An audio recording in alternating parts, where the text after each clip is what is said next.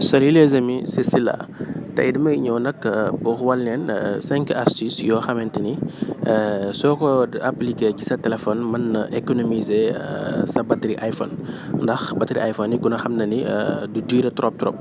kon 5 astuces yi soo ko defee ci sa téléphone mën na durer sa batterie bu njëkk yi mooy nga désactiver li nga xamante si ni mooy actualisation d'arrière-plan boo demee général nga ñëw actualisation en arrière-plan nga ñëw nga désactiver ko def ko non day tax application yi nga xamante ni ñoo nekk ci multitâche bi du actualiser wu te actualisation boobu day lekk batterie kon soo ko désactiver def ko non day tax du actualiser wu beneen bi ci tegee mooy ngay désactiver wifi bi ak bluetooth ak li nga xamante si ni mooy airdrop ndax yooyu day lekk batterie airdrop bi moo nekk nii soo defee 3D touch airdrop da nga koy désactiver soo ko désactiver woo gis nga réception désactiver naka noonu tamit wifi nga désactiver ko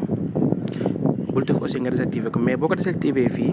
c'est-à-dire mën na déconnecté wu rek mais du désactiver normalement kon boo ko bëggee désactiver da ngay ñëw réglage nga dem wifi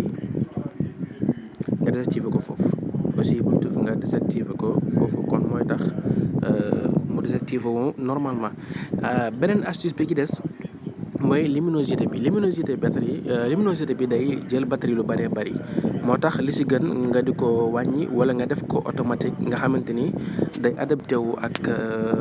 foo mën di nekk bu fekkee da nga nekk ci lumière wala nga nekk foo xamante si ni amul lumière comme ça automatiquement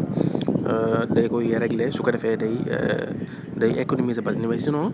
batterie bi écran bi lu muy gën di leer rek muy gën a consommer batterie beneen bi ci des beneen astuce bi mooy nga activer mode d'économie batterie c'est-à-dire mi ngi nii mode bi économie énergie wala nga dem réglage batterie nga koy activer fii mode économie d'énergie soo koy activer dana tax sa batterie di gën a tenir kon beneen astuce mujj bi mooy nga multitâche bi nga bañ di ko fermer c'est-à-dire multitâche mooy lii mooy nii nga bañ di ko fermer ndax boo ko fermer